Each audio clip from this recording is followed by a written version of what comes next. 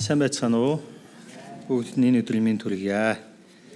За, юуны өмнө гар утаснуудаа бас жоохон унтраах хэрэгтэй юм шиг байна, тий. Яа тэгвэл бид бас гар утсаа унтраахгүй байж байгаа дараа нь жоохон юм дуугараад идэг. За. Өнгөрсөн 7 хоногт яг номлолын өмнө би гарч ирээд нэг үг хэлж ийсэн. Яг номлол эхлэхийн өмнө. Тэр үгийг санаж байгаа хүн байгаа болов уу? Би юу гэж хэлсэн бэ гэхээр цуглаанд ирж байсан боловч одоо ирэхэ болчиход байгаа найз нөхдөд рүүгээ яах вэ? Холбогдорой тэднийг урьж, эзэн дотор босгон байгуулж, урамшуулж авчраарай гэж хэлсэн байгаа. Тэгээ зарим хүмүүс энэ тухай надтай ярьсан байгаа 7 хоногийн дундуур. Пастор та хэлсэн тэгээд би тэр хүнлөө холбогдож байгаа гэж. Харин зарим хүмүүсийн хувьд мартсан байж магадгүй. Тийм учраас би дахин сануулъя. Цөмөрөө манай цуглаанд ирж байсан боловч өнөөдөр яв. Ажил амьдралаасаа болоод ямар нэгэн зүйлээс болоод өнөөдөр цуглаанд ирж чадахгүй байгаа.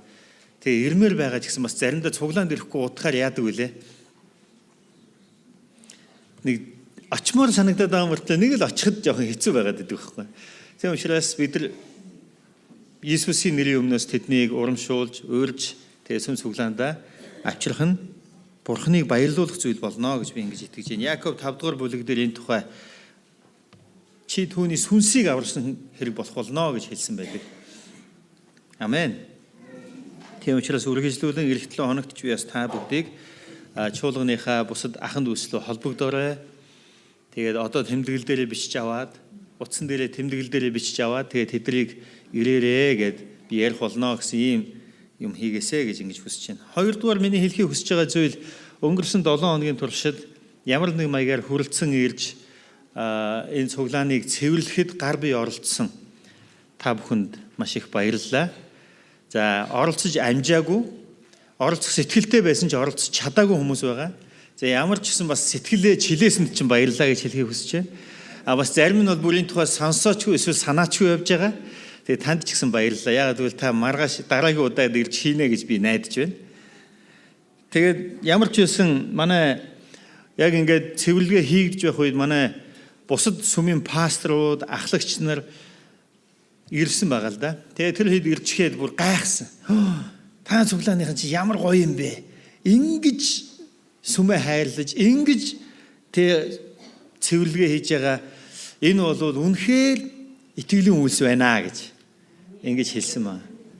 Тэгээд өнгөрсөн 7 хоногт итгэлийн үйлсэд гар бие оролцсон та бүхэнд баярлалаа гэж би хэлхийг хүсэж байна. Гэхдээ зарим нэг хүмүүс бас би яг хийж чадаагүй гэхдээ хиймэл байна гэсэн тийм сэтгэлтэй байгаа бол би та бүхэнд хэлье. Эзнээс залбираад би яг юуг хийж болох вэ гэдгийг бодоод тэгээд хийгэрээ гэж. Заавал зөвхөн нөгөө компанид ажлын үеэр л хийдэг бусад үед хийхгүй гэсэн үг биш шүү дээ, тийм ээ. Тийм учраас тэгэж одоо юу гэдгийг цуглааныхаа сайн сайхны төлөө, эд аж ахуйнхаа одоо бүрэн бүтэн байдлын төлөө та бүгдийг бас ямар нэгэн зүйл хийгвэл энэ боломжтой хэвээр байгаа шүү гэдгийг хэлхийг хүсэж байна. Заримдаа манай цуглааны зарим хүмүүс надад пастор энийг ингэж болдгоо юм уу гэдэг ингээд зарим нэг зүйлсүүдийг жоох ингээд шинчилмээр, засмаар, янзалмаар юм бодол санаануудаа хуваалцдаг байгаа. Тэгээ та тэрийг олж хараад байна гэдэг чинь таныг л хийгэрэй гэж хэлээд байна л гэсэн үг юм байгаа шүү дээ. Тийм учраас тэр ажлыг цөмөрөө бас хийцгээгээрэй гэж та бүгдийг урамшуулмаар байна. За цөмөрөө хамтдаа эзний үг рүү очицгаая. Яков ном нь Бурханд итгэгч бүх хүн үйлстэй байхыг заадаг. Үйлсгүй итгэл бол хоосон үхмэл. Харин бат итгэлтэй хүн итгэлийн үйлстэй байдгаа гэж Библи бидэнд заадаг. Итгэлийн үйлс гэж юу вэ? Юу ч хамаагүй ямар нэгэн юм хийгээléвэл тэр мань итгэлийн үйлс болох уу? Тэр итгэлийн үйлс гэдэг бол зөвхөн эзний үг Библи дотор Бурхны бидэнд хийгээрэй гэж зааж сургасан, сануулсан тэр зүйлсийг хийх явдал бол итгэлийн үйлс юм аа. Тэр байтугай заримдаа Библиэлд бидэнд зарим зүйлийг хийж болохгүй гэж сануулсан байдаг. Итгэлийн үйлс гэдэг бол хийж болохгүй гэсэн тэр зүйлийг бас хийхгүй байх нь ч итгэлийн үйлс болж байгаа юм. Бид нар итгэлийн үйлс гэвэл зөвхөн ямар нэгэн зүйлийг хийх тухай боддог. Харин итгэлийн үйлс гэдэг нь итгэлээсээ болоод зохисгүй зарим зүйлсийг хийхгүй байхаар татгалзах явдал бол итгэлийн үйлс юм аа. Жишээ нь та ямар нэгэн маягаар лойврын аргаар амар хэлбэр замаар 5 цаас илүү олох боломж танд олджээ гэж бодъё. Ямар нэгэн хэн нэгэн хүний хуурж мэхлээд. Тэгвэл та тэр зүйлийг хийхгүй байх нь юу болох нь вэ? Итгэлийн үйлс байна гэсэн. Тэгээ итгэлийн үйлс гэдэг бол зөвхөн ямар нэгэн зүйлийг хийвэл итгэлийн үйлс болдог биш. Хийх ёсгүй зүйлийг хийхгүй гэж хичээх үедч энэ нь бас итгэлийн үйлс болдог юм а гэдгийг ойлгох хэрэгтэй. Жишээ нь Йосеф байна. Хуучин гэрэн дээр Йосеф. Йосеф мэн Потифарын гэрийн даамал болсон байдаг. Гэрийн даамал болоод бүх зүйлийг хийж байгаа. Йосеф маш итгэмжтэй, маш сайн ажиллаж байсан учраас Потифар өөрийнхөө идэх хоолноос бусад бүх зүйлийн тухай Йосеф даатгсан байсан гэж Библи хэлж байгаа. Тэгээд мэдээж хүний амьдралд юу хэрэг болдгийг та бид мэднэ. Асар олон зүйл бидний амьдралд хэрэг болно. Гэхдээ Потифар Йосеф дэндүү итгэж байгаа учраас зөвхөн амрууга юу авч идэх вэ гэдгийг л анхаарахаас бусад бүх зүйлд Йосефт бүх итгэл, найдвар, хариуцлага өгсөн байсан гэсэн. Харин энэ үед Йосеф өөрийнхөө хүсснээр ёс бусаар ямар нэгэн зүйлийг хийж одоо юу гэдгийг зовчуулж, ашиг олж, янз бүрийн юм хийх боломжтой байсан үгүй маш өндөр боломжтой байсан. Гэхдээ Йосефийг Бурханд итгэдэг, итгэлээсээ болж зөвхт байдлыг чармаана гэдгийг Потифар баттай мэдж байгаа учраас тэр юунд санаа зовхоо байсан бэ? Харин Йосефийг нэг удаа Потифарын эхнэр сордог баг.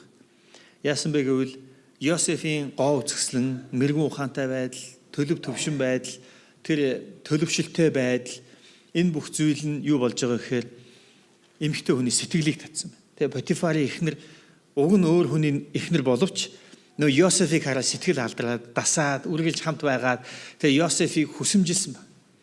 Харин Йосеф итгэлийн үйлс хийсэн байна. Юу вэ гэвэл тэр гим нүгэлд автагдахаас өөрийгөө зүхтаалгаж тэндээс яаран зүхтаж гарч гүйсэн байдаг. Мэдээж тэр Потифарын эхнэр юу гэдгийг Йосефтэй дотны харилцаа бий болгох юм бол тэрийг нөхрөөсөө нуугаад зохицуулт хийх байсан. Гэхдээ Йосеф Бурхны өмнө энэ зөв биш гэдгийг мэдэж буй учраас тэр зүйлээс зүхтаасан байна.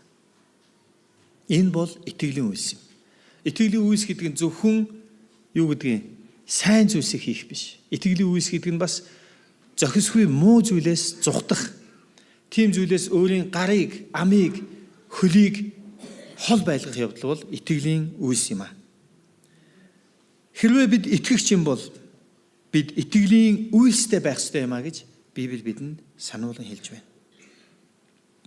Бидний амьдралд асуудлууд зөндөө олон, зовлонгууд зөндөө их байна. Заримдаа Бурхан яагаад ийм зүйлийг зөвшөөрдөг байна? Магадгүй эзэн биш сатан л энэ бүхнийг надад тохиолдуулж төв удаж байгаа байх гэж бодох үеч байдаг. Өчигдөр би нэгэн цуглаанд үйлчлдэг хүнтэй холбогдсон байна.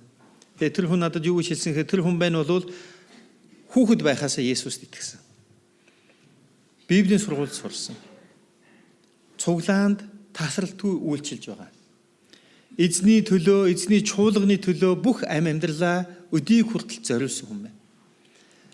Харин гэвч надтай ярих үедээ юу гэж ярьж байгаа вэ гэхээр яагаад миний амьдралд ийм хүнд хэцүү, ийм зовлонтой, ийм хэцүү юмнууд тохиолдод байгааг би үнэхээр ойлгохгүй байна. Би юу буруу хийсэн юм бэ? Би бүх хичээл зүтгэлээрээ эзний өмнө зүв байхыг л чармаасан. Харин өнөөдөр надад тохиолдож байгаа зүйлсүүд үнэхээр төвхтэй, залхмаар болдог бол би зүгээр л хаашаа ч юм алга болчмоор байна. Ингэж ярьж. Та тэр хүнд юу зөвлөх вэ? Энэ үнэхээр амархан биш. Хүмүүс бид бодохдоо бидний амьдрал тохиолдож байгаа ямар нэгэн хэцүү, зовлонтой асуудлыг болохоор хизээ нэгэн цагт миний хийсэн буруу үг үйлдэл одоо тэр тэгэхэд нэг тэгж муухай юм хийсэн тэрний үр дагавар юм байгаа гэсэн маягаар бид нар өөрсдөө нэг тэгж бодоод өнгөрчдөг. Гэтэл юу гэж байгаа вэ гэхээр үгүй. Тэр хүн болохоор бүх зүйл дээр чармаас бид түүнийг мэднэ. Маш их хичээл зүтгэлтэй. Харин одоо юу болж байгаа вэ гэхээр түүний амьдралд үнэхээр дааж давшгүй туулан гарч чадахгүй юм шиг тийм хэцүү асуудал тохиолдож байгаа. Тэгэд энэ асуудал нь хязгаарч дуусахгүй юм шиг, мөнхийн юм шиг бодогдож байгаа.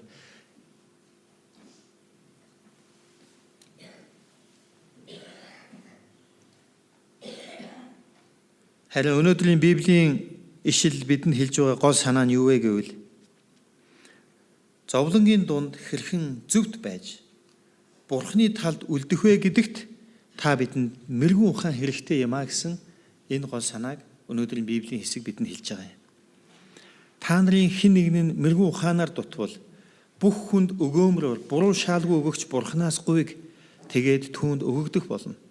Харин тэр ямар ч эргэлзээгүйгээр итгэлээрээ гуйг. Учир нь эргэлзэгч нэгэн бол салхиар тугдан давлгаалах тэнгисийн долгио мэдэж тийм хүн эзнээс юм аавна гэж бүү санаг. Хоёр санаат нь бүх үйлдэл тогтворгүй байдаг юм аа. Яаков энэхүү захиаг хэнд бичиж байгаа вэ гэвэл Иерусалим хотод болсон зовлон хавчилгаас болоод Иерусалимаас зүхтаж яваад дүрвээд өөр газар нутагт очиод тэнд сайн мэдээ ярьж, тэнд итгэгчдийг бий болгож, тэнд их эзний сайн мэдээ тунхаглаж, тэдний дунд гэрэл болон амьдарч байгаа хүмүүс. Тэр хүмүүсийн амьдралд зовлон, гачигдал, хэцүү зүйлүүд зөндөө байсан. Гэртээ байсан бол ямар гоё байсан бэ? Өөрийнхөө барьсан байшинтай байсан бол ямар гоё байсан бэ? Өөрийнхөө тарьсан ус үзмэсгэлгээс идвэл ямар гоё байсан бэ? Ингэж санаашран байгаа. Хүний нутагт харь үндэстэн болон сууж байгаа энэ хүмүүст Яаков бичиж байгаа. Та ард хэцүү зүйлүүд тохиолдно. Та ард зовлон асуудлууд байгаа. Харин мэрэгэн ухаанаар дутвал Бурханаас залбирэн гуйгаарай. Зовлонгийн дунд хэрхэн зөв байх вэ? Энэ зовлон хэрхэн яаж сайнаар даван туулж гарах вэ? Арга зам нь Бурханд байгаа шүү гэж Яаков хэлж байна гэсэн. Өнөөдөр Есүс Христэд итгэж байгаа хүнийхээ хувьд та ч гэсэн энэ дэлхийгээс дуудагдан гарсан хүн. Энэ дэлхийн хүмүүс худал зүйл хийж болох бол таанд болохгүй. Худлаа ярьж болох бол та болохгүй. Лойвардж болох бол таанд энэ зөвшөөрөгдөхгүй. Залхуурч та болох дэлхийн хүмүүс залхуурч болно гэж хэлэх бол Библи та битүүрийг үгүй тэгж болохгүй гэж хэлэх болно. Яагаад гэвэл та битүүрийг Бурхан энэ дэлхийгээс дуудан гаргасан. Гим нүглээс болоод Бурханаас холдсон, итгэл найдвар алдсан, амьдралын зорилго юу болохыг ойлгож мэдэхгүй. Таван төгрөгний араас л явбал болно гэж бодож байгаа.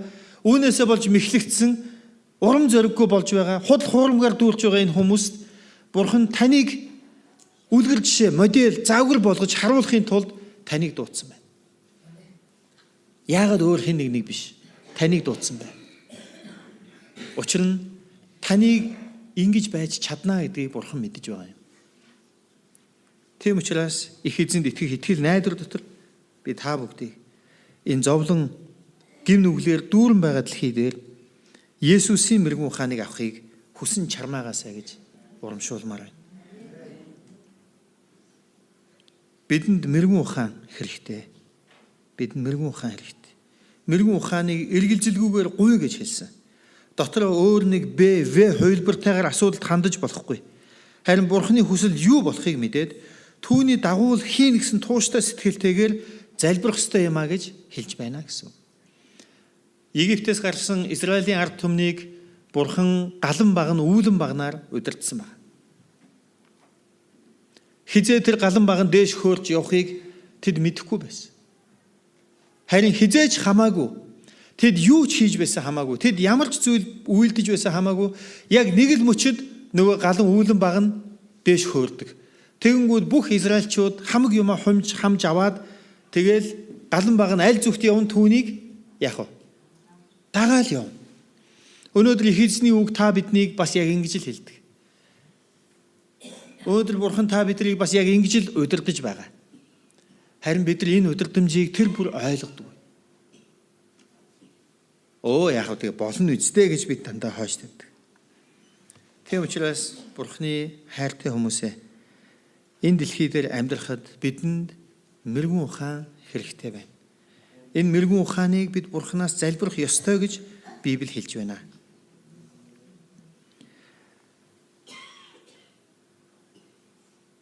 Өнөөдөр бидний амьдралд ямар хүнд асуудлууд тохиолдож байна вэ? Гэрийнхэн маань намайг ойлгохгүй, миний төлөө биш зөвхөн өөрсдийнхөө намайг байлгах гэж шахдаг. Надад хайртай гэхээсээ илүү намайг зүгээр л ашиглаж, зарж гар хөлийнхөө үзүүр зархаас өөр байхгүй гэсэн ийм гомдлол.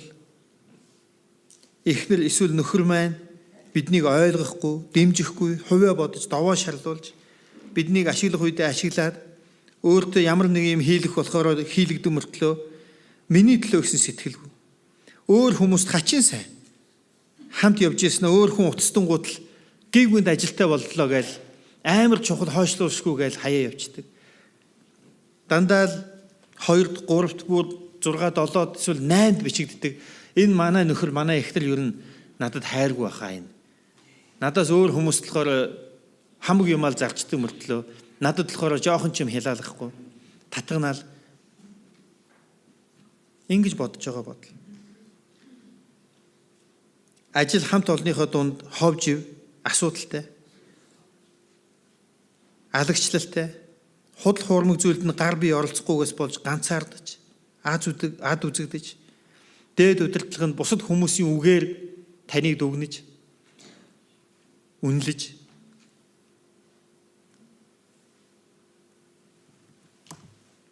энэ ямар муухай худалч нийгэм бэ гэж бодож байгаа. Энэ зовлон асуудал бидэнд байна. Өөрийн зүгээс чадах чинээгээр хичээгээд бах байдгаар. Би юу ч хийж чадахгүй. Арчаагүй. Цаанаасаа л заяа муутай. Хичээгээд хийсэн зүйл нь буруу болчдөг. Би яаж хичээгээд өөдтэй хүн болж чадахгүй. Би өстэй арчаагүй амтан гэж өөрийгөө чамлсан сэтгэл. Өнөөдөр энэ өөр олон асуудлууд, олон зовлонгууд та биднийг тойрон бүтсэн байна. Тэгвэл яах юм бэ одоо? Харин би танд хэлмээр байна. Бидэнд байгаа асуудлууд, бидэнд байгаа зовлонгууд, бидэнд муу зүйл хийсэн, бидний гомдоосон, хохироосон, тэдгээр хүмүүсийн тухай бид хорсон, дургуутсан, гомдон, уурлан бодох үед бидний доошоо унах ёроол гэж байхгүй. Бид зогсолтгүйгээр доош унсаар л байх болно. Харин Христэд итгэж хүнийхээ хувьд бид юу хийх ёстой вэ? Бид Есүс Христ рүү хараагаа чиглүүлэх ёстой. Миний амьдралд ч гэсэн зовлонгууд, асуудлууд, шаналлууд, хэцүү зүйлүүд, гачигдлууд байдаг. Би ямар ч асуудалгүй, зовлонгүй хүн шиг дүр эсгэж чадахгүй. Гэхдээ би асуудал, зовлонгуудаа эзэнд өргөх болно. Өө Бурхан минь надад ийм асуудал байна. Энэ хүн намайг ингэж зовоож байна. Бусад хүмүүс намайг ойлгохгүй байна. Гэвч их эзэн минь, та л миний хорогдох газар. Учир нь та намайг зөвд хэмээн тооцсон. Та намайг энэ дэлхийн хүмүүсийн дундаас сонгож өөрийнхөө хүүхэд болгосон. Та намайг зөвтгсөн. Та надад шинэ боломжийг нээж өгдөг. Та миний баяр баясгалан, та миний итгэл найдвар минь байх болно. Учир нь та намайг бохир бузар байхад минь сонгож авсан юм чинь. Одоо би танд итгэж таныг эрен хайж байгаа үед та миний төлөө илүү их ивэлийг өгөхгүй гэж үү эзэн минь ээ. Та бол үргэлж зөв шударга. Бид Есүс рүү хараагаа чиглүүлэх хэрэгтэй. Бид нөгөө дорж дондог дулмаа даш хэн байдгийг ямар нэгэн бидний гомдоосон хүний тухай бодож тэр ёстой нэрээ намайг тэгцсэн гэж бодвол бид нар улам л доошоо явах болно. Энэ доошоо уналтанд хязгаар ёроол зогсох цэг гэж байхгүй. Харин бид тэдгээр зүйлсийг эзний загалмай өмнө үлдээх хэрэгтэй. Тэгээд бид загалмай дээр цовдлогдсон Иесусыг, загалмай дээр цовдлогдохдоо сатаныг, адгийн муу ёрын сүнсийг бүрэн төгс ялсан Иесусыг тунхаглах хэрэгтэй. Тэгвэл бид уруудах биш, харин бид зогсож, бид босож, бид өөдлөх болно. Бидэнд хүч чадал ирэх болно. Бидэнд урам зориг ирэх болно. Бидэнд баяр хөөр ирэх болно. Бид өөрөөр амьдарч чадах болно. Өнгөрсөн 7 хоног над руу хэд хэдэн удаа хүмүүс утасцсан, холбогдсон. Тэр хүмүүсийн надад хэлж байгаа гол асуудал юу вэ гэвэл нөхрүүд арь хууж байна. Нөхрүүд арь хууж байна. Нөхөр арь хууж байна. Ийм асуудлыг над руу хэд хэдэн удаа өөр хүмүүс утасдахдаа ярьсан байна. Тэгээ би нөхрүүдийн тухай бодож байна. Яагаад эр хүн арь хууж байна вэ? Миний бодлоор амьдралдаа зориггүй байгаа учраас. Эсвэл өмнөө тавьсан зорилго нь өчүүхэн байгаа учраас. Бид илүү дээр, илүү том, илүү сайн зорилгыг өмнө тавих хэрэгтэй ирчүү дээ. Учир нь бид Бурхны дүр төрхөөр бүтээгдсэн, бид Бурхны алдар юм. Эр хүн болвол бусдын хий гэснийг хийгээд явдаг байхаар тэр төвшөнд байх нэг юм биш. Харин эр хүн гэдэг бол Бурхан ертөнцийг хэрхэн хайрлаж, Бурхан орчны ертөнцийн амьдрал хорвоогийн түмэн зүйлсийг хэрхэн уялдуулан зохицолдуулж авч явж байгаа бүгдийг олж харах чадвартай, юмыг том зургаар харах, том зүйлийг хүсэх, мөрөөдөх, том зүйлийг бодиттой үйл хэрэг болгох чадамжтай байхаар Бурханаар угаасаа бүтээгдсэн тийм хүмүүс. Тийм учраас бидэнд том алсын хараа, бидэнд том хүсэл мөрөөдөл, бидэнд том зориг хэрэгтэй. Энийг бид хаанаас олж авах вэ? Хамт арх уудаг найз чи энийг өгч чадахгүй. Хин нэгнийг лойвэрдэж 5 цаас олж байгаа хүн ийм зөвлөгөө өгч чадахгүй. Энэ зөвлөгөө хэн өгдөг вэ гэвэл Бурхан өгдөг. Библи өгдөг. Тийм учраас ирчүүдээ цөмөр хамтдаа эзний үг рүү анхаарлаа хандуулцгаая. Амьдралдаа илүү том, илүү сайн зорилгоодыг тавьцгаая. Бид эхнэрүүдээ гомдоодог биш.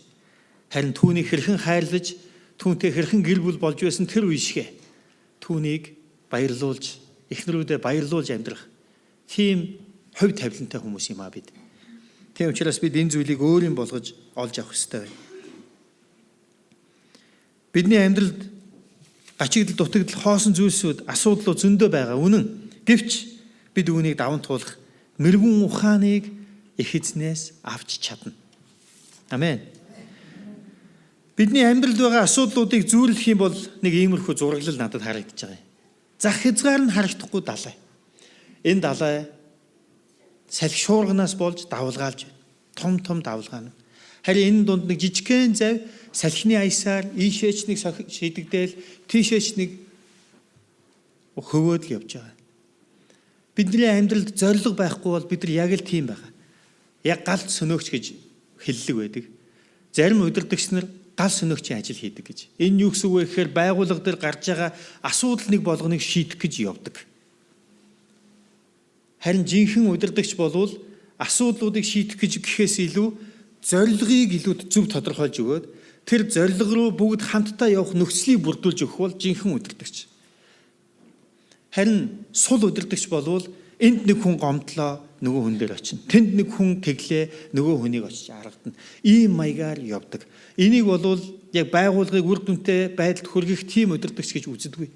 Харин ямар хүнийг илүү сайн удирдагч гэдэг вэ гэхээр том алсын хараатай, зоригтой. Тэр зорилгынхоо төлөө хэрхэн хүрэх арга замуудыг тодорхойлж түүндээ бусдыг татан оролцуулж байгаа хүн бол сайн удирдагч гэсэн үг. Ирчүүд бид тийм л удирдагч байхаар сонгогдсон. Нэг яриа санагдаж байна. Джон Тин гэдэг Сингапурын нэг пастор ирээд гэр бүлийн тухай хичээл заасан баг. Харин тэр үед эхнэр нь ингэж хэлсэн. Тэр Джон Тин багш тэгж хэлсэн баг. Би эхнэртэйгээ гэрэлсний дараа манай эхнэр надад ингэж хэлсэн. За, миний хань одоо ингээ гэр бүлийнхаа чухал зүйлсүүдийг чи ер нь шийдэх хэрэгтэй. Амьдралынхаа том асуудлуудыг миний хань шийдээрэй. Хань нь бол яг зүгээр амьдралын өдөр тутмын жижиг сажиг асуудлуудыг бүгдийг ингээл зохицуулаад явчих гээл тэгсэн. Тэгсэн чинь нөгөөх нь мань хүнд их таалагдсан байна л да нөхөрт. Тэгээ нөхөр нь тгий ёстой гоё яг тгий хоёлаа ингээд амьдралынхаа ачааг хамт үүрээд явъя гэх. Тэгээд нилээн хэдэн жил 10-20 жил амьдрсныхаа дараа мань нөхөр эхнэртэй хэлсэн байна. Хүш. Бодоод исэн чинь би ер нь чамтай гэрэлснээс хойш ер нь ямар ч шийдвэр гаргаагүй байх юм. Бүх шийдвэрийг чи гаргацсан байх юм гэд тэгсэн гинэ нэг өдөр. Тэгсэн чинь эхнэр нь юу гэж хэлсэн гэхээр чиний надтай гэрлэхээр шийдсэн чинь том шийдвэр байсан байхгүй юу? Бусдын дандаа жижигхэн шийдвэрүүд байсан. Энэ мэдээж нарийн. Тэр Джон Тин пастор бол мэдээж сайн нөхөр хүний хувьд гэр бүл маань ямар зүйлийг хийж болох, ямар зүйлийг яах вэ? Хийж болохгүй вэ гэдэг үндсэн зарчмыг гол баримталдаг. Эхнэр нь тэр зарчим хэмжээнд дотор нь бүх зүйлийг шийддэг байхгүй. Тийм учраас энэ гэр бүл олон жил хамт амьдарсан ч салж сарнаагүй байна гэсэн. Тэгэхээр амьдралын асуудлууд биднийг хаашаа чамаагүй савлуулах болно. Хаашаа чамаагүй биднийг чиглүүлэх болно. Үүнээс болж бид үндсэн зорилго чиглэлээ алдаж явж болохгүй. Бид үндсэн зорилго дээр бат зогсчл байх хэрэгтэй. Энийг эр хүн ноён нуруутай байх гэж хэлж байгаа. Би бол ийм зүйлд оролцсон, харин ийм зүйлийг бол хийхгүй. Миний гэр бүлд энэ болно, харин энэ зүйл бол болохгүй. Ийм зүйл тодорхой байх ёстой гэсэн. Хэл хязгаараа барь, хашаага барь гэдсэн сампил очиод гэрийнхээ хашааг янзалцсан гэсэн шүү дээ. Хэрэгжүүлэлттэй л байгаа үстэй. Тэгээд та нар бас Хашаага барих тухай би бас танарт хэлмээр байна. Хашаага барь. Юу гэсэн үг вэ гэхээр амьдралдаа ямар зүйлийг зөвшөөрөх нь, ямар зүйлийг зөвшөөрөхгүй вэ гэдгээ тодорхой болгоо гэсэн. Хинтээ арх уух, хинтээ арх уухгүй. Ядахтаа тэрийг тодорхой болгоо л та. Тэгэл 5 цаас нийлүүлээд л хинтээ чамаагүй уугаад яваад байвал эн чинь арх чинь л гэсэн үг шүү дээ. Ийм баймиргүй шүү дээ. Амьдралд чинь зориг байхгүй байх гэсэн үг. Яг далай давлгаанд ийштэй цохигдож байгаа зав шиг байна гэсэн үг. Ийм байж болохгүй. Би хүнтэй арх уухгүй тухай биш. Би бүр хинтээ уулзах уу, хинтээ уулзахгүй вэ гэдгээ би шийддэг.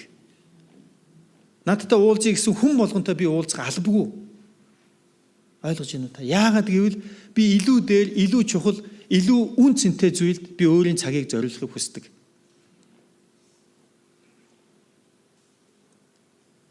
Би бас та бүгдийг өөрсдийнхөө амьдралд хил хязгаараа хашаага сайн бариасаа гэж үнэхээр хүсэж байна. Зарим зүйл дээр бол үнэхээр хэрэггүй зүйлсүүд байна. Тийм зүйлсүүдээс татгалцсан дээр. Харин зарим зүйлсэд үнэхээр хэцүү байсан ч хичээж байгаад оролцох, хувь нэмрээ оруулах ёстой байдаг шүү. Далайн давлгаанд бяцхан зав ийштэй шидэгдүүл тэр хаашаа очих вэ? Аз болвол нэг ирэг дээр хизээ нэгэн цагт очиж магадгүй. Харин итгэлтэй хүн бол хар шуурган дундаж луужингаар зүг чигээ тодорхойлоод хүчит мотороо ажилуулан зорьсон зүгтээ чиглэн явж буй хөлөг онгоц мэт юм а гэж Библи хэлдэг. Далайн давлгаанд ийштэй шидэгдэх бяцхан зав биш. Харин зорьсон газартаа үр дүндээ хүрэхийн тулд тууштайгаар явсаар байдаг тийм хүчит хөлөг онгоц мэт байх болтугай гэж та бүгдийг хүсэж байна. Яагаад гэвэл эргэлзэгч хүн бол юу ч хүлээж авч чадахгүй. Тэр бол хоосон чалчигч, хоосон гордогч гэж хэлсэн. Харин эзэнд итгэлээ тавьж байгаа хүнийг Бурхан хизээж ичгэвтэр байдалд оруулан үлдээхгүй гэж хэлсэн юм аа. Тийм учраас бид эргэлзэгч байж аль хэдийн үдсэн шүү дээ. Бид байнга л эргэлзэж идэг. Тэгвэл одоо хизээ болтол бид үргэлжлүүлэн эргэлзсээр байх юм бэ. Одоо өөр цаг үе. Одоо амьдралын шинэ үе эхэлчихэд байна. Тийм учраас цөмөрө шинээр бодож, шинээр төлөвлөж, шинээр хичээн зорцгоё гэж та бүгдийг урамшуулмаар. Бурханд итгэлээ тавьж байгаа хүнийг Бурхан хизээж ичгэвтэр байдалд оруулж үлдээдэггүй юм аа. Есүс Христ модон загламж цовлогдох гэж байх үедээ тэр итгэлээ Бурханд тавьсаар л байсан. Яг бодит нөхцөл байдлыг харвал Есүст ямар ч найдвар байхгүй болсон тэр үед ч Есүс Бурханд найдвараа тавьсаар л байсан. Яг түүнчлэн бид бас бодит нөхцөл байдлыг харвал бүх юм болохгүй мэт санагдах тэр үед ч Бурханд итгэл найдвараа тавьсаар л байя. Би боддгийг Бурхан бол яг ингээ бидний амьдралыг хөндлөнгөөс нь хараа зогсож байгаа нэг. Тэгээ үнэхээр бид түүнд найдвал Бурхан яг биднийг унахын үед тэг гэл хөлдоор минь гараа тавьж өгөөл босгоод өгдөг. Яг бидний гачигдан дутагдах үед за чи тэрэнд өг гэл хэн нэгэн хүнийг явуулаад биднийг хангацдаг Бурхан. Би ингэж итгэдэг. Бурхан бол яг ийм байхгүй. Бид нар бол зүгээр тэ нэг ингээд нэг юу гэдгийг заримдаа ингээ харах юм бол ингээд өндөр байшин дээрээс ингээд доошо сургуулийн талбайруу ч юм уу цэцэрлэгийн талбайруу харвал тэнд ингээд хүүхдүүд бужигнаал зарим нь нэгнийхээ өсийг зулгаагаал нэг нь тэнд нэгнийхээ тоглоомыг булаагаал нөгөөдөл нь тэнд гоё тоглоол ингээд янз янз болж идэг. Тэр бүх зураглалыг дээрээс нь ингээд бид нар харж болно. Яг үүнтэй адилхан баг. Бидний амьдралд ингээд янз бүрийн зүйлсүүд болоод бид нар ингээд хинтж мэддэхгүй нууцаар нэг юм хийж байгаа юм шиг бодож болох юм. Гэхдээ Бурхан ч түүнийг харж л баг. Бид нар ингээл хинч намайг тоохгүй би гав ганцаархнаа орхигдсан юм шиг бодогдоод гомдоод утраал байж болох юм. Тэгэхэд ч Бурхан аав нь мэдж байгаа. Яг хэрэгтэй үед би чамд туслана гэд бидний хараал байж байгаа. Ийм итгэл бидэнд байх хэрэгтэй. Энэ бол угаасаа бодит дүр зураг. Амен. Тийм учраас Бурхан өөрт нь итгэж байгаа хүнийг хизээч ичгэвтэр байдалд оруулж хохироож үлдээдэггүй. Эцсийн мөчөд эзэн тусалдаг. Би хуучин гэрээний түүхүүдийг унших үед Египтээс гараад Израилийн ард түмэн яадаг вэ? Улаан тэнгисийн ирэг дээр очдог. Хойно нь фараон Египтийн хүчит айрм ирж байгаа. Урд нь улаан тэнгис давалгаалж байгаа энэ үе юу болох вэ? Эцсийн мөчөд Бурхан Мосед таяга тэнгис дээгүүр сун гэж хэлсэн. Мосе таяга сунгасан чинь юу болсон бэ? Хүний санаанд багтамгүй зүйл болж тэнгис хоёр хуваагдсан. Эцсийн мөчөд Бурхан ажилдаг юм. Харин тэр эцсийн мөч хүртэл бид итгэлсээр байна уу? Бид найдсаар байна уу? Бид Бурханд түшгэлсээр байна уу гэдгийг л Бурхан харахыг хүсдэг. Харин бид нар яадаг вэ гэхээр тэрнээс өмнө янз бүрийн боломжууд юу байна? Хин лүү утасдах уу? Хаашаа явах уу? Яах уу? Ийх үү? Яадаг уу? Төмөн зүйл болдог. Тэгээ Бурхан хараад би чамайг нэрээ арай өөр болсон гэж бодсон чинь чи яг л хэвээр байх шивдээ гэж бидний хардаг гэсэн. Тийм учраас би та бүгдэд хэлмээр байна. Бурхан өөрт нь итгэлээ тавьж байгаа хүнийг хизээч ичгэвтэр байдалд оруулж үлдээдэггүй. Тийм учраас итгэл найдвараа Бурхан тавья. Мэргэн ухааны тухай хэд хэдэн ишлэлийг хармаар байна. 1-р Коринт 1:21-ээс 26 дугаар ишлэл. 1-р Коринт 1:21-ээс 26. Энд ингэж хэлсэн байна. Учир нь Бурханы мэргэн ухаанд дор ертөнц мэргэн ухаанаараа Бурханыг таньж мэдсэнгүй. Ийм тунхагласан мэдээний мунхаглалаар итгэгчдийг аврах нь Бурханд тааламжтай байсан юм. Учир нь юудэчүүд тэмдэг шаардаж, грекүүд нь мэргэн ухааныг хайдаг. Харин бид цовдлогдсон Христийг тунхагладаг. Энэ юудэчүүдэд бүдрүүлэх саад харийнханд мунхаглал болдог агаад харин дуудагдагчдад буюу юудэ грекүүдийн хэн хэнд нь Христ бол Бурханы хүч хийгээд Бурханы мэргэн ухаан болдог юм аа. Учир нь Бурханы мунхаглал хүмүүсээс илүү мэргэн, Бурханы мөхс нь хүмүүсээс илүү хүчрхэг юм аа гэж. Амен. 21-р ишлэлдэр ингэж хэлсэн. Учир нь Бурханы мэргэн ухаан дор ертөнц мэргэн ухаанаараа Бурханыг таньж мэдсэнгүй. Зөвлөх юм бол Бурханы мэргэн ухаан байна. За одоо ингээд тэнгэр мэд. Энэ Бурханы мэргэн ухаан дор ертөнц өөрийнхөө мэргэн ухаанаар яасан.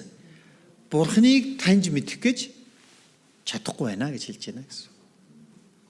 Бурханы мэргэн ухаан бол илүү агуу байхгүй. Харин Бурхан энэ мэргэн ухаанаасаа ч илүү агуу.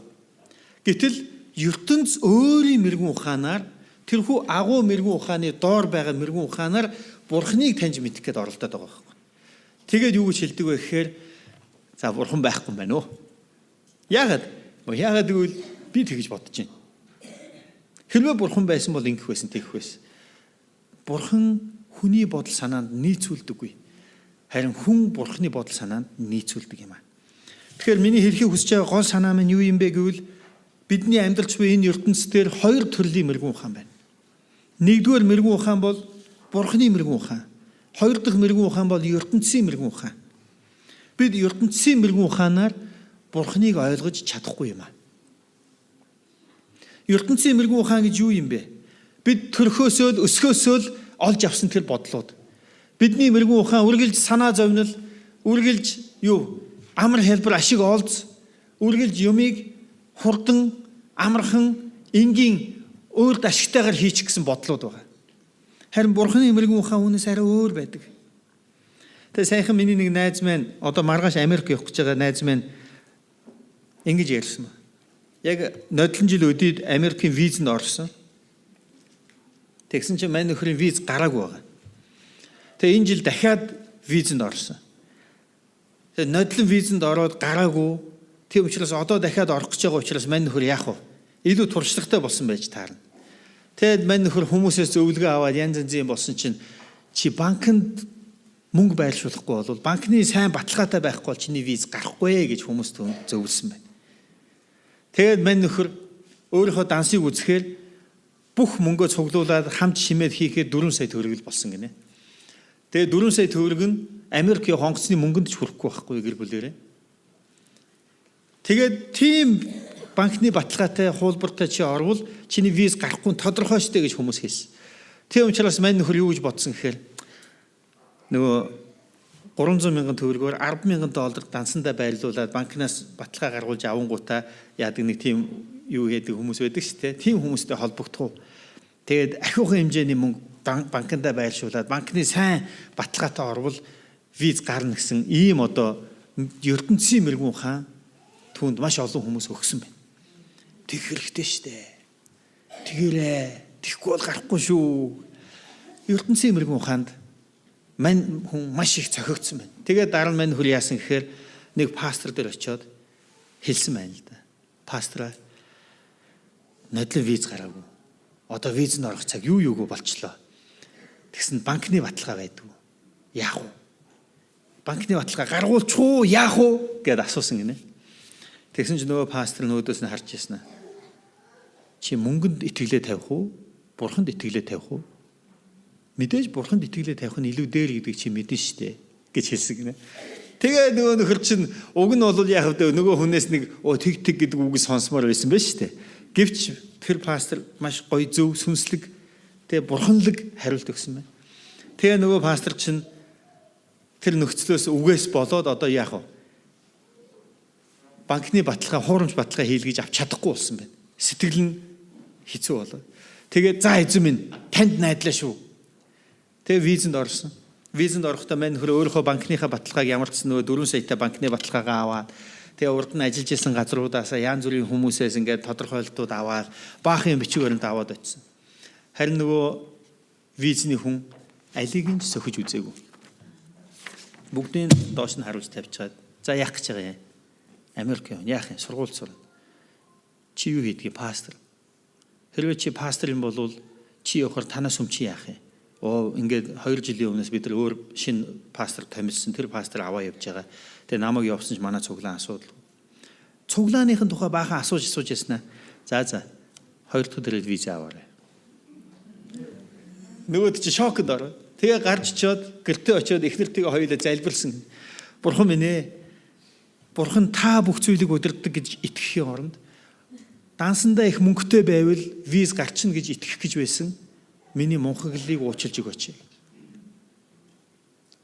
Бодит амьдрал дээр бид нар яг л ийм байгаа тий. Мөнгөтэй байвал болчихно.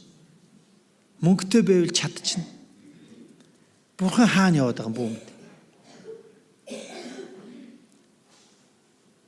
Харин пастор минь өөрийнхөө эзэнд биш мөнгөний эрх мэдлээ тавьж исэн, итгэл найдвараа тавьж исэн энэ зүйлийнхаа төлөө гимшиж надтай ирж хуваалцсан. Дэлхийн мэрэгэн ухаан бидэнд яг ийм л зүйлийг заадаг. Чи хүчтэй байх хэрэгтэй. Чи их том эрдэм мэдлэгтэй одоо зэрэг дэвтэй байх хэрэгтэй. Чи их сайн танилтай байх хэрэгтэй. Чи их чадварлаг байх хэрэгтэй. Чи их мөнгөтэй байх хэрэгтэй. Энэ бүх зүйл байх юм бол болчихно гэсэн зүйлийг ертөнц бидэнд заадаг. Харин Библи бидэнд юу гэж заадаг вэ? Чи бурхантайгаа л хамт байвал бусд нь болно. Тэнийг юм багтаа яадаг. Бид олон удаа ингэж хэлүүлсэн. Бид бас олон удаа өөрсдөө ингэж эргэлцсэн. Харин өнөөдөр эзний үг бидэнд юу гэж хэлж байгаа вэ гэвэл алт мөнгөөрч биш, хүч чадлаарч биш, харин миний сүнсээр гэж эзэн бидэнд хэлж байгаа.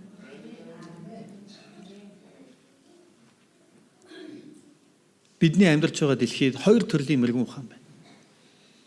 Нэг нь ертөнцийн мэрэгэн ухаан, нөгөөх нь бурхны мэрэгэн ухаан. ертөнцийн мэрэгэн ухааныг хайх хэрэггүй. Зүгээр бидний тэр хэрэн хийсэж байгаа шүү дээ толгой дотор ингээл. Харин бурхны мэрэгэн ухааныг бид үнэхээр хайж олж авч түүнээс зурах хэрэгтэй юм. Энэ амархан биш байна. Мэрэгэн ухаанаар дутагдж үзээгүй хүн гэж байхгүй. Ялангуяа бурхны мэрэгэн ухаанаар. Тэгвэл мэрэгэн ухаан, бурхны мэрэгэн ухаан хэнд хэрэгтэй вэ? Надад хэрэгтэй, танд хэрэгтэй. Бид бүгдэд хэрэгтэй. Тэгвэл бид яаж энэ мэрэгэн ухааныг авах вэ? Зөвхөн даруй хүнд энэ мэрэгэн ухаан өгөгддөг. Өөрөөр хэлбэл би юу хийж байгааг мэдж байна гэж бодож байгаа хүнд мэрэгэн ухаан яах вэ? Хэрэггүй байхгүй. Би юу хийж байгааг мэдж байна.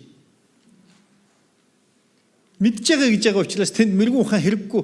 Өөрөөр хийнэ гэсэн үг.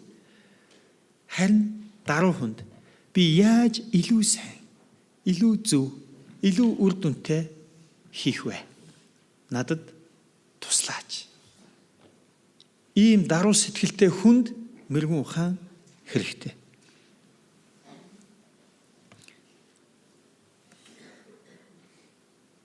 Бурханаас энэ мэрэгэн ухааныг гуйж авах хэрэгтэй гэж хэлсэн. Мэрэгэн ухааны их булаг бол Бурхан. Бурхан мэрэгэн ухааны гуйсан хүн бүрд өгнө гэж хэлсэн байна. Амен. Соломон залуу хүүхэд байхдаа хаан болдог. Тэр хаан болоод Бурханы өмнө тахил өргөх үед Бурхан түүнд хэлдэг. Соломон чи надаас хүссэн юмаа гуй гэж хэлсэн. Та юу гуйх вэ? Хэрвээ бидэнд том хараа байх юм бол бид түүнийхээ төлөө гуйх болно. Хэрвээ бидэнд жижиг хараа байх юм бол бид түүнийхээ төлөө гуйх болно. Нөгөө нэг арилчны тухай онгой байдаг шүү дээ. Бирд гарч ирээд 3 найз нь байдаг. Арх уужсэн бирд гараад ирдэг. Тэгсэн нөгөө 2 найз нь янз янзын юм яаж байгаа тэгээд дараа нь гэлүүгээ яваад тэгсэн 3 дахь нь үлдчихэд юу гэдэг вүлээ. За чиний хүсэл чиний ээлж боллоо юу гуйх вэ гэсэн. Нэг шил арх. Тэгсэн чинь гаранд нь нэг шил арх байна гэдэг. Архиа уучгаад за 2 дахь хүслээ хэл гэсэн чинь. Энэ голыг арх болгочих гэсэн. Нэг шил арх дуусчихар нөгөөд чи арай том бодож штэ гол бодож штэ. Тэгсэн чинь нөгөө гол нь арх болчих. Тэгсэн нөгөөт нь юу гэдэг вүлээ. Ганцаараа уух шал тэнийг нөгөө хоёрыг дууд гэдэг явсан хоёрыг буцаага аваад ирдэг тийм. Тэгээ яаж ийм нэхэр зорилго нь ерөөсө жижиг байгаа байхгүй юу? Тийм учраас тийм л юм бодож байгаа байхгүй юу? Харин том зүйлийг бодох юм бол бид том зүйлийг эзнээс гуйна. Мөн тэр зүйлээ эзнээс аавна. Соломон яаж тэ далайн эргийн элс мэд энэ олон хүмүүсийг яаж зөв мэрэгэн ухаанаар сайн удирдах вэ? Надад мэрэгэн ухаан өгөөч Бурхан минь гэж Соломон залбирлаа. Тэгсэн Бурхан 1-р хаад 3-р бүлгийн 9-10-р шилдээр чиний надаас гуйсан зүйл чинь надад таалагдлаа. Тийм учраас би чамд чиний гуйгаагүй нэр хүнд алт мөнгө эрх мэдлийг чамд өгөх болно гэж Бурхан бас хэлдэг. Соломон мэрэгэн ухаан гуйсан чинь бусад зүйлсүүдийг нь өгсөн байна. Өнөөдөр Бурхан танаас чи яг надаас юу гуйхыг хүсэж байна? Би чиний гуйсан зүйлийг чамд өгье гэвэл та юу гуйх вэ? Айгүй бол зарим нь байшин гуйна.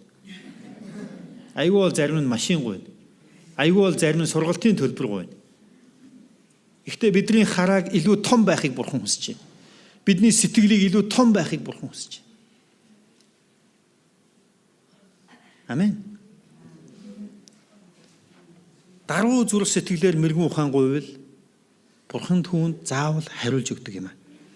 Мэрэгэн ухааныг яаж олж авах вэ? Өмнө хэлсэнчлэн гуйн залбирснаар энэ нөгөөднө гэсэн. Матай 7-гийн 7 дээр гуй тэгвэл өгөгдөнө гэж хэлсэн. Ирж хай тэгвэл олдно гэж хэлсэн. Тогш тэгвэл нээгднэ гэж хэлсэн. Амен. Сургаалт төгс 2-р бүлэг рүү очицгаая цөмөрөө. Сургаалт төгсийн 3 ишлэлийг цөмөрөө хамтдаа 3 өөр бүлгээс нэг ишлэл харъя.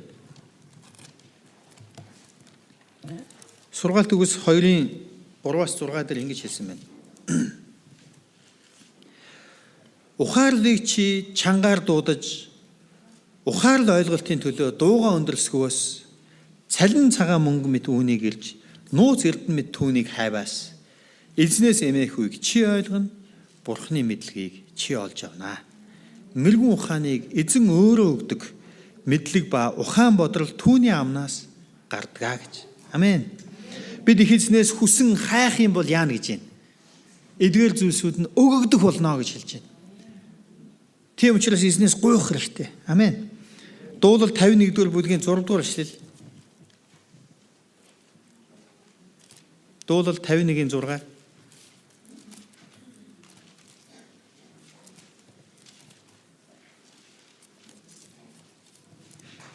Энд ингэж хэлсэн байна. Харагтун сэтгэлийн гүнд үнэн байхыг та хүсдэг бөгөөд дотоод чандад минь та мэрэгэн ухааныг мэдүүлнэ. Бидний чин зүрх сэтгэлийн хандлага ямар байх ёстой вэ гэдгийг энд хэлж байна гэсэн. Биднийг А, Б, В хувилбаргүй байх тухай эзэн сануулж байна гэсэн. Амен. Мөн үүнээс өөр нэг арга байна. Энэ бол сургаалт төгс 1-ийн 7 дээр хэлэгдсэн байгаа. За би эндээс уншия. Эзнээс эмээх үн мэдлэгийн ихэн юм. Мэрэгэн ухаан хийгээд сургамжийг мунхгүйд л үл тоомсралдаг ажээ. Эзнээс эмээх үн мэдлэгийн эхлэл юм а гэж хэлсэн байна. Мөн сургаалт төгс 9-р бүлгийн 10-р эшлэл. Энд ингэж хэлсэн байна. Эзнээс эмээхүйн мэрэгэн ухааны эхлэл. Ариун нэгнийг мэдэх нь ухаарл юм а гэж хэлсэн байна. Мөн 15 дугаар бүлгийн 33 дугаар эшлэл. Эзнээс эмээхүйн мэрэгэн ухааны сургамж алдрын өмнө даруй дорд байдал юм а гэж. Амен. Тэгэхээр нэгдүгээр бид эзнээс гуйн залбирах юм бол мэрэгэн ухаан бидэнд өгөгдөнө. Хоёрдугаард бид эзнээс эмээх зүрх сэтгэлтэй байх аваас мэрэгэн ухаан өгөгдөнө. Гуравдугаард Марк номын 11-р бүлгийн 24-р эшлэл. Марк 11:24. Энд юу гэж хэлсэн бэ гэхээр тийм учраас би таард хэлье. Та нар юуны төлөө залбирanгуйн түүнийг авсан гэдэгтээ итгэх түн тэгвэл тэр чинь ёсоор болно гэж. Тэгэхээр бид ертөнцийн мэрэгэн ухааныг биш. Бид Бурхны мэрэгэн ухааныг эзнээс залбирanгуйх хэрэгтэй. Бид эзнээс эмээхүй дотор энэ мэрэгэн ухааныг авч чадна. Мөн бид залбирсан зүйлээ биелэх болно гэдэгт итгэж байж энэ мэрэгэн ухааныг авна гэж Библи бидэнд зааж хэлж байна. Мэрэгэн ухаан надад байна уу үгүй юу гэж та бодож болох юм. Тэгвэл миний саяны хэлсэн энэ гурван зүйлээр өөрийгөө шалга. Нэгдүгээрд та мэрэгэн ухааныг эзнээс гуйх хэрэгтэй.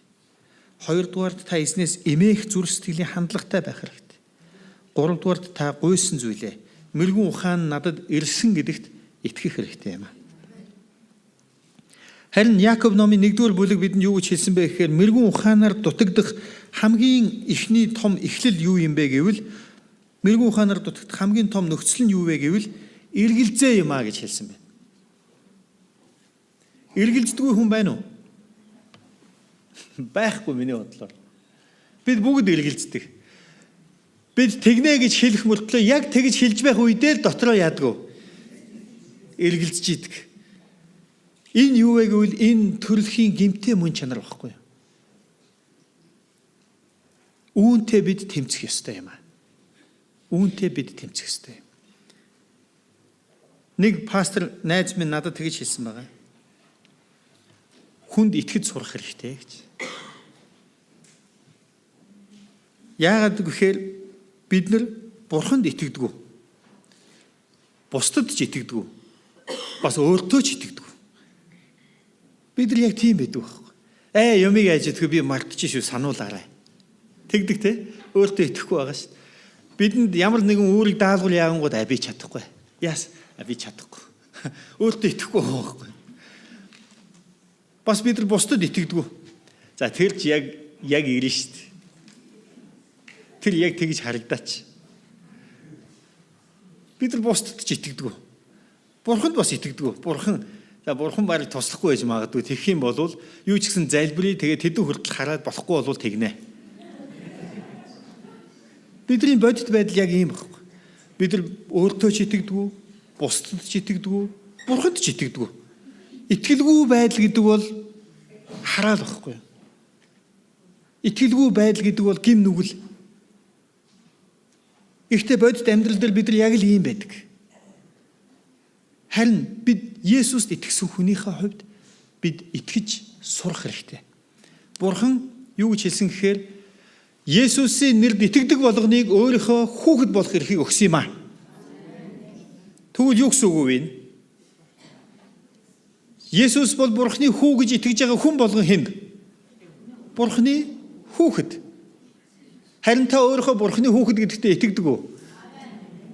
Заримдаа тийм, заримдаа мэдхгүй. Тэгжил боддгоо шүү дээ. Ийм итгэлгүй. Харин Бурхан биднийг юу гэж хэлж байгаа вэ гэхээр биднийг итэг гэж хэлж байна. Итэг. Бурхан биднийг юу гэж хэлсэн бэ гэвэл чи уучлагдсан гэж хэлдэг. Та уучлагдсан уу? Уучлагдсан ч уучлагдсан байхаа. Гэхдээ бас уучлагдаагүй юм байж магадгүй. Ийм итгэлгүй. Харин Бурхан бидний юу гэж хэлдэг вэ гэхээр чи уучлагдсан гэж хэлдэг. Үүнд итэг гэж хэлдэг. Бурхан бидэнд ингэж хэлдэг. Чи бол аврагдсан гэж хэлдэг. Та аврагдсан уу?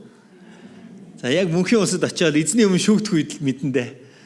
Бид нар ингэж боддог. Харин Бурхан бидэнд чи итэг гэж хэлдэг. Амен. Үнэхээр л ийм байгаа шүү дээ. Бодит байдал. Тэгээд та итгэгч юу гэхээр тийм би итгэгч гэдэг. Тэгсэн мөртлөө яг би яг аврагдсан ч юм уу ч юм уу, уучлагдсан ч юм уу ч юм уу гэд ингээ яваад байдаг. Харин Бурхан биднийг гүй итэг гэж хэлж байгаа юм аа. Мөн та өөртөө итгэх хэрэгтэй. Бурхан танд итгэлээ тавьсан байгаа учраас Бурхан тэнэг биш байхгүй юу? Тийм учраас та чаднаа л гэсэн үг. Би өөртөө биш. Надад итгэсэн Бурханд би итгэж байна. Бурхан намайг чадна гэж хэлсэн юм чи би чаднаа гэж тунхаглах ёстой юм. Амен. Бид бусдад итгэх хэрэгтэй. Хэн нэгэн хүн ирээд надад уучлаарай би тэгээ буруу хийсэн байна гэх тэгвэл би яах вэ? Би яах ёстой? Зүгээр л хүлээж авах ёстой ш тэр хүнийг. Түүнээс за энэ ч өнөөдөр уучлах байгаа маргааш яг энэ дахиад давтаал хийн штэ. Энд итгээд ч хэрэггүй гэж би бодож болохгүй. Бид итгэж сурах хэрэгтэй. Итгэж сурна гэдэг бол маш чухал зүйл. Бид яг үнэндээ олон зүйл дээр итгэж чаддаггүй. Эргэлзээр л байдаг. Эргэлзээр л байдаг. Харин Библи бидэнд юу гэж хэлсэн бэ? Эргэлзэгч нэгэн бол салхиар туугдан давлгаалах тэнгисийн долгио мэд. Тийм хүн эзнээс юм аавна гэж бүү санаг. Юм аавна гэж бүү сан. Эргэлзэж байгаа бол. Эргэлзээгүйгээр итэг гинэ. Амен. Гэтэл бодит байдал дээр би эргэлцсээр л байна штэ. Би тэгээд яах юм одоо? Итгэл дотор бид эргэлзээг эсэргүүцэх ёстой юм. Миний дотор төрж буй энэ хүү эргэлзээг би Есүсийн өмнө авчирж байна. Эргэлзээ бүрийг би Есүсийн нэрээр эсэргүүцэж байна. Харин би ийм гэж итгэж байна. Итгэлийг бид тунхаглах ёстой юм. Амен. Энэ бол мэрэгэн ухаан юм. Мэрэгэн ухаан гэдэг чинь ингээл амар гоё урт цагаан сахалтай, цагаан үстэйдээ байдгүй. Мэрэгэн ухаан гэдэг чинь их олон дипломтой дооч байдгүй. Мэрэгэн ухаан гэдэг уншсан 100 номонд чинь байхгүй. Харин мэрэгэн ухаан гэдэг бол яг таны амнаас гарч байгаа үг, амьдралд хийж байгаа үйлдэлд байх ёстой юм. Тэнд таны мэрэгэн ухаан үг болон үйлдэл болон зөвөөр гарах ёстой юм. Мэрэгэн ухааны эхлэл нь их эзнээс эмээх. Их эзнээс эмээх бол мэрэгэн ухааны дөнгөж эхлэл цаашаа өшөө гүнзгий юм байна гэсэн үг.